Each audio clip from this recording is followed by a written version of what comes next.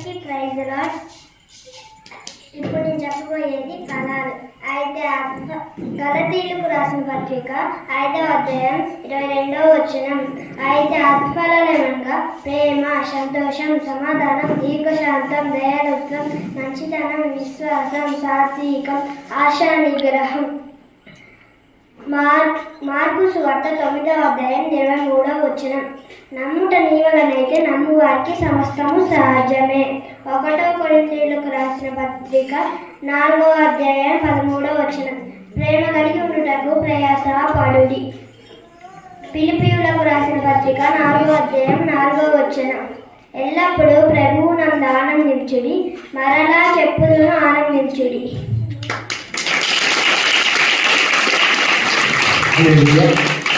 దేవుని మహిమ. అలాగే స్వరూప ధన్యతలు. మత్తయి సువార్త 5వ అధ్యాయం 3వ వచనం. ఆత్మ విషయమై దీనులైన వారు ధన్యులు, పరలోక రాజ్యము వారిది.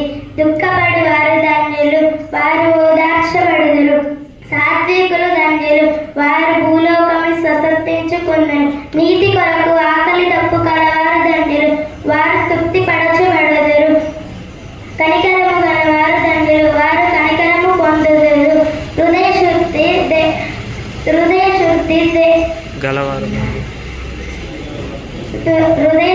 గలవారు ధన్యులు, వారు దేవుణ్ణి చూచెదరు. సమాధాన పరచు వారు ధన్యులు, వారు దేవుని కుమారుడు అనబడుదురు.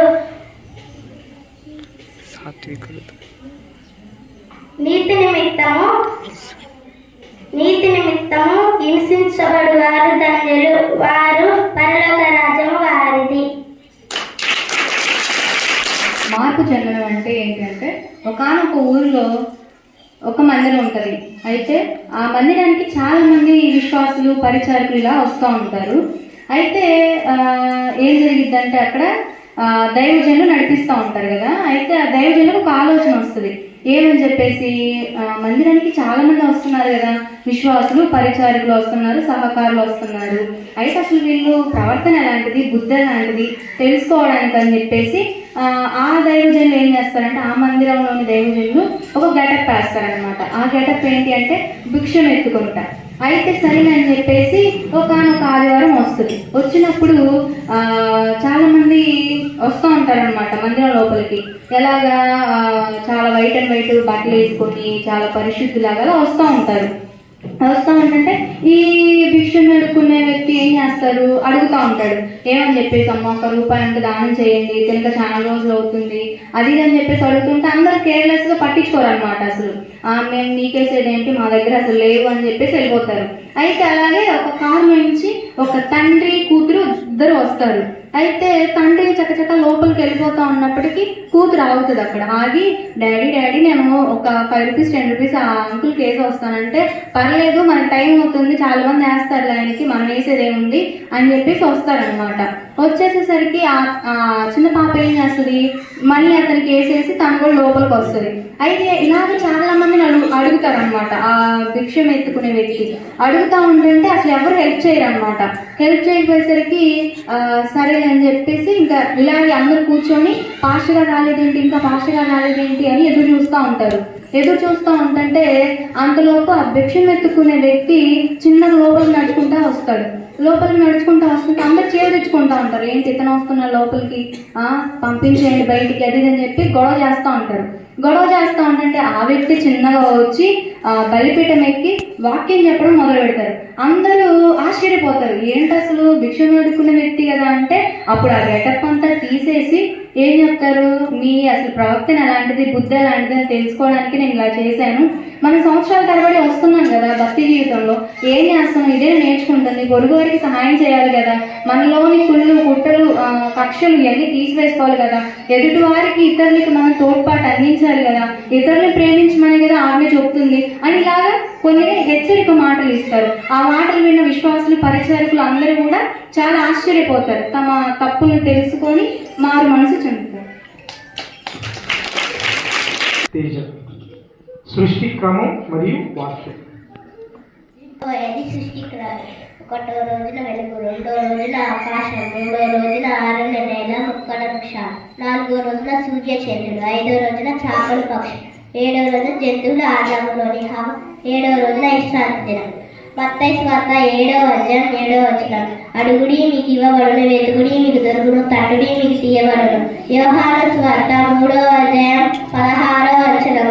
దేవుడు లోకమును ఎంతో ప్రేమించిన కాగా ఆయన యందు ఎవ్రీది కుమారుగా పుట్టిన వాని యందు విశ్వాస పెట్టు ప్రతి వాడను నిత్య జీవం పొందినట్లు ఆయన అనుగ్రహించాడు.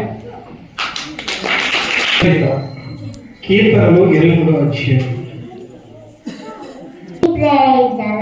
నేను చెప్పబోయే కంఠస్థ వాక్యం కీర్తనలు 23వ అధ్యాయం 1వ వచనం. యెహోవా నా కాపరి, నాకు ఏమీ కలుగదు. పచ్చని చోటల ఆయన నన్ను పరుండ చేర్చుచున్నాడు. శాంతికరమైన జన్మల వద్ద ఆయన నన్ను నడిపించుచున్నాడు. నా ప్రాణములకు ఆయన సేద తీర్చుచున్నాడు. తన నామను బట్టి నీతి మార్గంలో నన్ను నడిపించుచున్నాడు. గాఢంధకారపు లోయలలో నేను సంచరించను, ఏ అపాయములకు భయపడను. నీవు నాకు తోడే ఉండి నీ జుడ్డికరయ్య నీ దండమును నన్ను ఆదరించును. నా శత్రువు ఎదుట నీవు నాకు భోజనం సిద్ధపరచుటకు నూనెతో నా తల అంటి ఉన్నావు. నా గిన్నె నిండి పొల్లుచున్నది. నేను బ్రతుకుతున్న నీ కృపాక్షేములే నా వెంట వచ్చి చిరకాలము యెహోవా మందిరములో నేను నివాసం చేసేది. Thank you. నాకైతే రాలేదు. ఎంతమంది తెలుసు? ఎంతమంది? అది సండే స్కూల్లో చిన్న వయసు నుంచి ఎదగటం వల్ల దేవుడు చెప్పినాడు. అందరికీ వందనములు. నేను ఇప్పుడు చెప్పబోయేది శిష్యుల పేర్లు మరియు గోత్రములు. ఆదికాండం 49వ అధ్యాయం 2వ వచనం. శిష్యులు గోత్రములు ఏమనగా రూబేను, షిమ్యేను, లేవి, యూదా, జెబులోను, ఇష్మాకారు, దాను, గాదును, ఆషేరు, నఫ్తాలి, యోసేపు, బెన్యామీను. మరియు మత్తయి సువార్త 10వ అధ్యాయం 2వ వచనం. 12 మంది శిష్యుల పేర్లు ఏమనగా సీమోను, ఆంద్రేయ, జెబెదయ, యాకోబు, యోహాను, ఫిలిప్పు, బర్తోలోయి, తోమా, సుంకరైన మత్తయి, అల్ఫయి, ఇస్కరియోతు, యూదా, లెబ్బయి. అలాగే చివరిగా హారిక కృపావరాలు.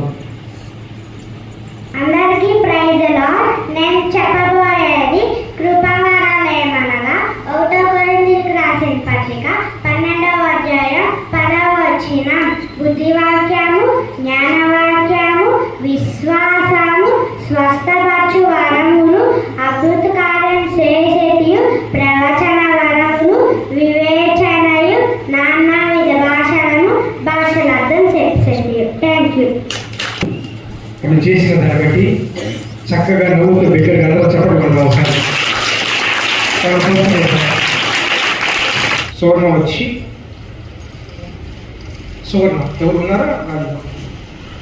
సువర్ణ వచ్చి బైబిల్లోని పుస్తకాలు, అలాగే ఇక ఆమె ఏమైతే నేర్చుకుందో టీచర్స్ దగ్గర నుంచి అవన్నీ మీకు దేవుడు ఇచ్చిన జ్ఞానాన్ని బట్టి అవన్నీ చక్కగా వివరించింది. అందరూ జాగ్రత్తగా వినవలసిందిగా కోరుచున్నాం. అందరికీ ప్రైజ్ లార్డ్. నా పేరు సువర్ణ. నేను ఇప్పుడు చెప్పబోయేది బైబిల్లో పుస్తకాలు 66. ఆదికాండం, నిర్గమకాండం, లేవీకాండం, సంఖ్యాకాండం, ద్వితీయోపదేశకాండం, యెహోషువ, న్యాయాధిపతులు, రూతు, 1 సమూయేలు, 2 సమూయేలు, 1 రాజులు, 2 రాజులు, 1 దినవృత్తాంతములు, 2 దినవృత్తాంతములు, ఎజ్రా, నెహెమ్యా, ఎస్తేరు, యోబు, కీర్తనలు, సామెతలు, ప్రసంగి, పరమగీతము, యెషయా, ఇర్మియా, విలాప వాక్యములు, యెహెజేలు, దానియేలు, హోషేయ, యోవేలు, ఆమోసు, ఓబద్య, యోన, మీకా, నహూము, హబకూకు, జెకర్యా, హగ్గయి, జెకర్యా, మలాకి. మత్తయి సువార్త, మార్కు, లూకా, యోహాను, అపోస్తుల కార్యములు, రోమీయులకు, 1 కొరింథీయులకు, 2 కొరింథీయులకు, గలతీయులకు, ఎఫెసీయులకు, ఫిలిప్పీయులకు, కొలసీయులకు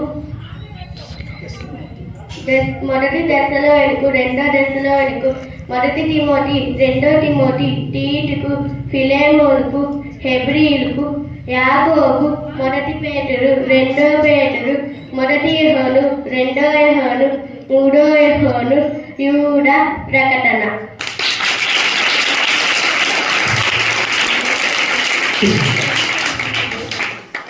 మీ అందరికి వందనాలు.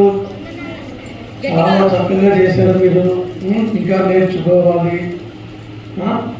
ఎంత చక్కగా చేశారు. పెద్దవాళ్ళు కూడా రావు, బైబిల్ పేర్లు రావు, పుస్తకాల పేర్లు రావు, ఎందుకు దేవుని సన్నిధికి వస్తున్నాం వెళ్తున్నామనే కానీ మీరందరూ కూడా ఇప్పుడు వాళ్ళందరూ కూడా చెప్పిన మాటలని వాళ్ళందరూ విని వాళ్ళు కూడా చెప్పాలి. ఈసారి అడుగుతాయి సార్, అడుగుతారు అందరూ ఒకసారి గట్టి వాళ్ళు కూడా చెప్పండి.